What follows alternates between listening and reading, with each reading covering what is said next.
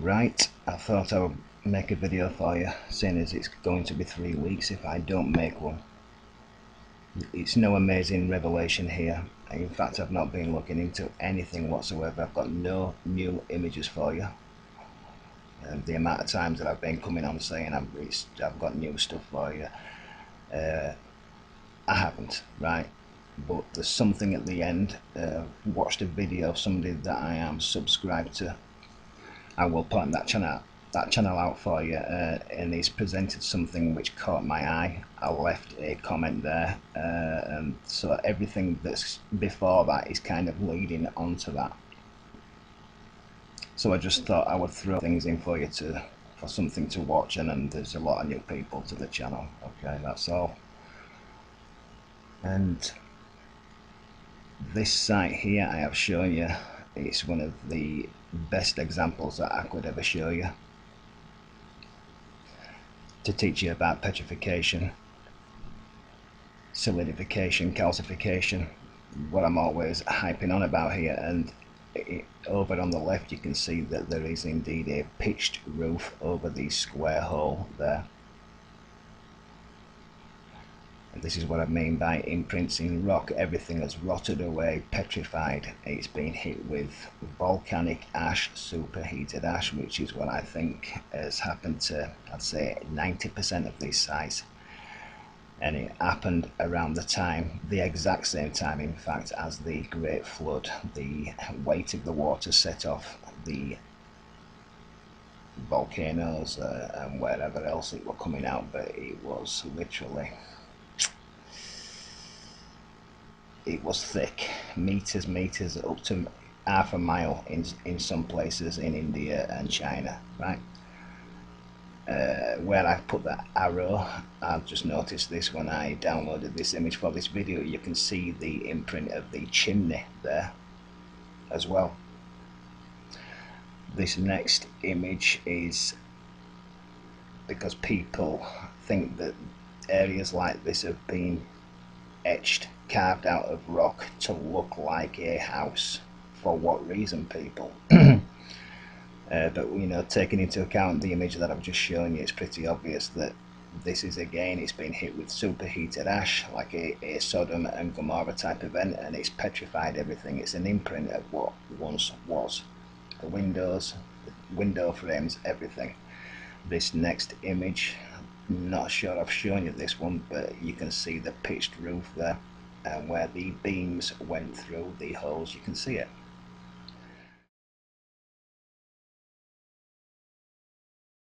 This is from the top section of the Grand Gallery. As you're walking through, this is what you see. And I can tell you that archaeologists, Egyptologists have tried many times to clean what they call, they say that it's been burnt.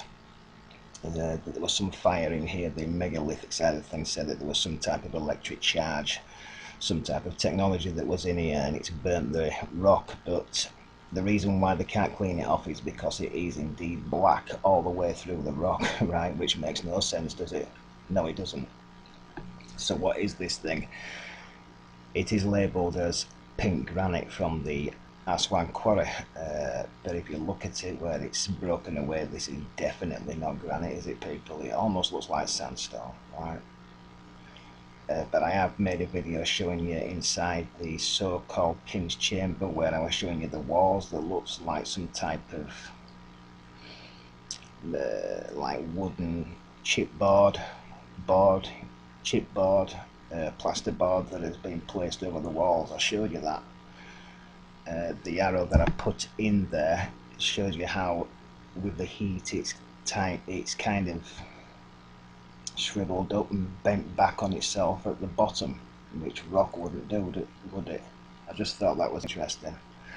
Whether or not that's what's happened to it, it is worth a look, that's all. Right, the video that I made on Ollantaytambo, when I completed the video, there was an area that I noticed that I do want to point out, whether or not I'm right on this or not, but it is worth just looking at. And that is these little slithers of rock, which apparently has now turned into some type of granite. I don't want to get into my thoughts on that, I've already done it, but we are going to take a look at these slithers of rock down here, because I can't work out, let's just say that they were machining this stuff down like the megalithic side of things want to tell you that they were doing, and fitting them together human hair precise. Makes no sense, and you wouldn't be able to do it. So what exactly are we looking at here? Well, I can't really give you a definite answer. So on this next image, the blocks that seem to cover the outside of this wall, right, how do you think that was put on there? Because I can explain it for you, and in simple terms really, because they are very loose. Now, do you think that they were just stacking them things, carving thin slabs of rock and just stacking them one on top of each other to just fall off in the next breeze? Yeah? And if not, then what were they sticking them to the wall with, right?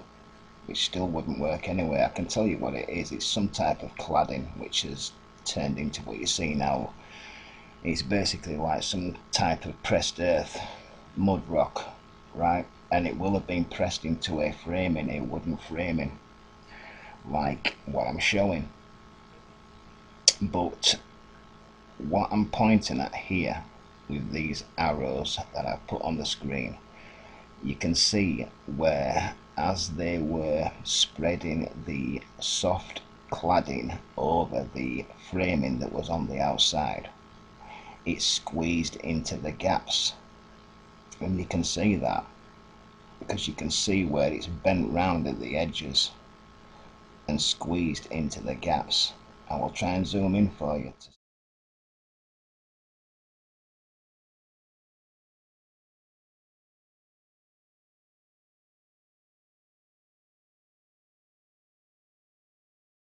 Anyway, all this talk that I keep doing about petrification, solidification, oxidization, calcification, we may actually have a cut block on our hands here, people.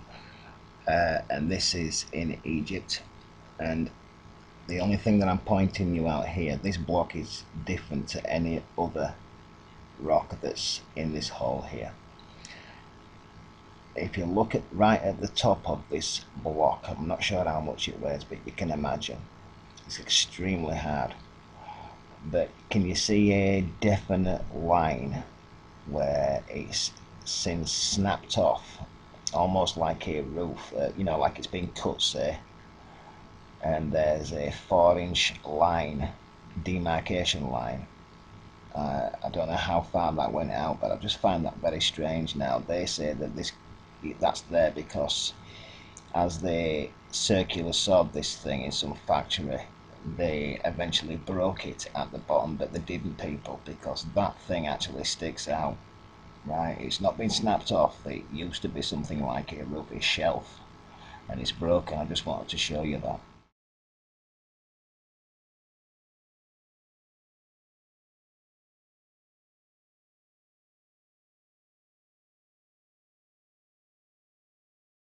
I've got 8 images here in a row, all of the same site, and the only thing that I'm pointing you out here is it seems to be that there is a 1-inch facade over what was put down in blocks. It was something soft which has since calcified and hardened.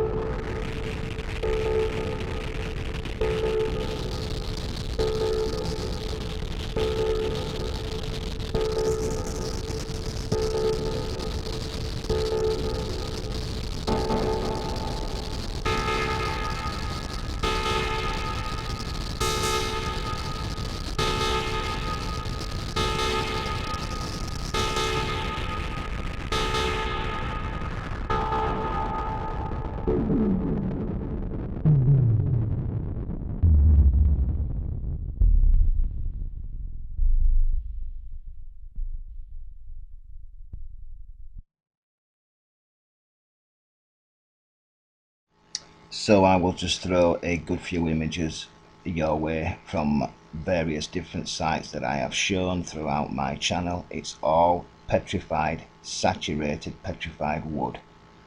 I need to show you these before I get on to the ending of this video, which is, like I said at the start, it's just an idea which I need to reiterate before somebody says that I'm actually putting this out as truth when I get there.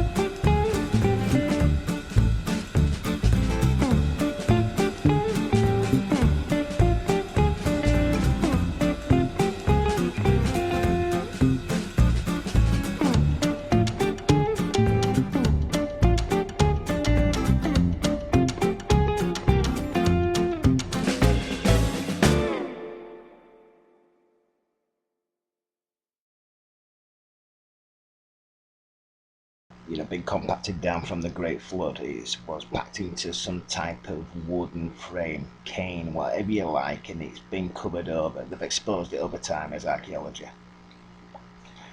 They haven't built massive areas, almost the size of cities, with just slabs of rock brought from somewhere where it's just not lying there anymore. Yeah.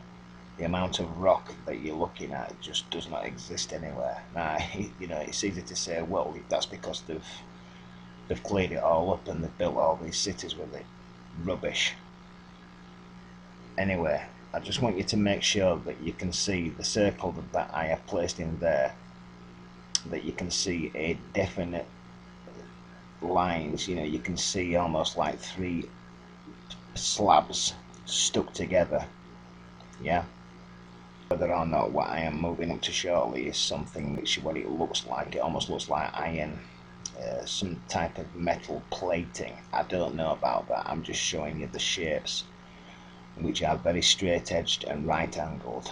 Okay, but the main thing is what I am showing with the arrow, the framing there. Okay, the dolmen thing that I'm showing here on the left, where it seems to have broken away, you would think that that's where archaeologists have come and just packed some rock into that corner, right, for visitors, but it isn't. It's where the facade has broken away, revealing what was inside, or that particular area had a lot more water washing down over it, so it wasn't able to pack hard enough into a mud rock, and what you're looking at is the wooden framing, which has become saturated petrified wood, and the mud rock wasn't able to set right around it. It's just the wooden framing what they pack the mud into. That's what you're looking at there. This area, at the time when I made that video, I thought this might have been a house. It still could be. You know, you can see the pitched roof area at the top and the rooms are where they lay the floorboards. It could even be a ship.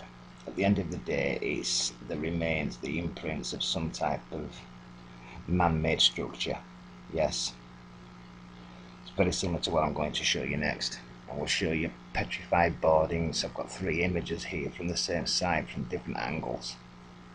You can even see where they've been nailing these boards into place, so it could even be a ship.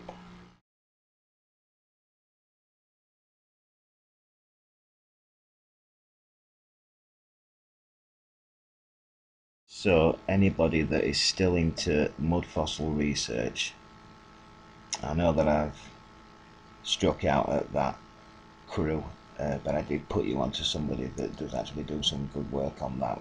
I won't be doing anything else on it, I don't think, but if you are interested, then you should check this guy out. I'm subscribed to him. I think he's got about 7 videos out, and this guy really does know what he's talking about. So I suggest that you check that out. I said I would give him a shout out. But the person that I've been kind of leading to when I'm going to make a suggestion on what things might be is this channel. His name is Rebel Without a Pause. If you want to subscribe to that, his last video was on what's known as dry stone walling. So we are going to give credit to him for this particular part of the video.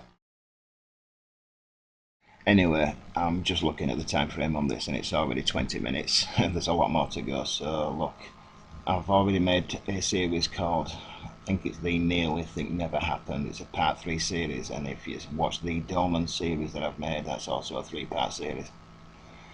And I suppose what I'm getting at here is there's just too much rocks all about the same size just lying around, and I suppose what I'm suggesting is, could this be the remains, the tops, like a mud flood of buildings,